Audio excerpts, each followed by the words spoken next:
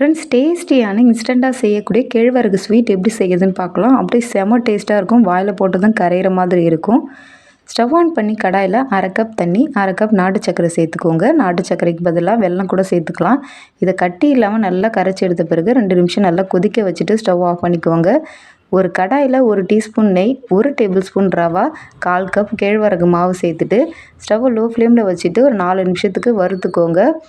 இது வறுத்து எடுத்த பிறகு வாசனைக்காக 2 ஏலக்காய் சேர்த்துக்கோங்க. கரைச்சி வச்சுருக்க வெல்லம் கரைசலை இதில் சேர்த்துட்டு ஸ்டவ்வை லோ ஃப்ளேமில் வச்சுட்டு கலந்துட்டே இருங்க, கெட்டிப்படாத அளவுக்கு. இது நல்லா சட்டுன்னு கெட்டியாயிடும். 1 டீஸ்பூன் நெய் சேர்த்துக்கோங்க. இதை நல்லா மிக்ஸ் பண்ணிக்கோங்க. மிக்ஸ் பண்ண பிறகு ஸ்டவ் ஆஃப் பண்ணிவிட்டு இதை ஒரு பிளேட்டுக்கு மாற்றிட்டு ஆற வச்சுக்கோங்க. அப்படியே சாப்பிட்டிங்கன்னா அல்வா மாதிரி இருக்கும். பர்ஃபி மாதிரி சாப்பிட்ணுன்னு நினச்சிங்கன்னா ஒரு 15 நிமிஷம் கழித்து இந்த மாதிரி பீஸ் போட்டு பாருங்கள். செம்ம டேஸ்டியான இன்ஸ்டன்ட் கேழ்வரகு ஸ்வீட் ரெடி. வீடியோ யூஸ் பண்ணாலும் லைக் பண்ணுங்கள். Bye friends.